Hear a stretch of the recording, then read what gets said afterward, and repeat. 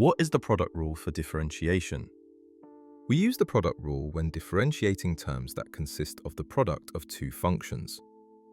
Here are some examples of functions that would require the product rule for differentiation. The product rule is described by the formula shown here. Many students prefer not to memorize the formula directly, opting instead to visualize it as a cross-multiplication grid, as demonstrated in this example.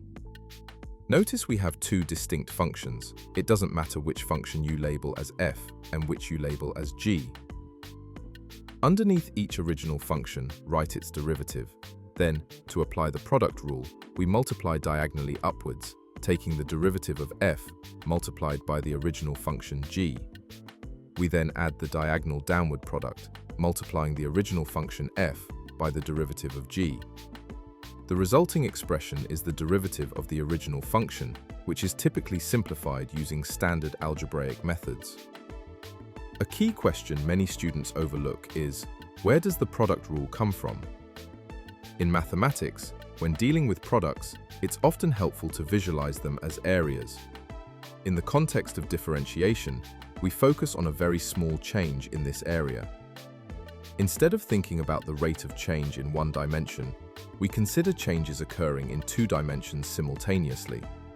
To begin, let's rewrite df, the small change in the function f, using the chain rule as f prime of x multiplied by dx. Similarly, we rewrite dg as g prime of x multiplied by dx. To find the overall change in area, which we call dy, we add together the areas of three rectangles. The area of the first rectangle is simply g of x, multiplied by f prime of x times dx. The next rectangle has an area equal to f of x, multiplied by g prime of x times dx. Lastly, we have a very small rectangle, whose dimensions are infinitesimally small, resulting in an area effectively equal to 0, which we therefore do not consider in the product rule. By combining these two significant rectangles, we find the total small change in the area. Calculating each rectangle's area separately and adding these results gives us the product rule. Understanding this visual approach helps clarify why the product rule works.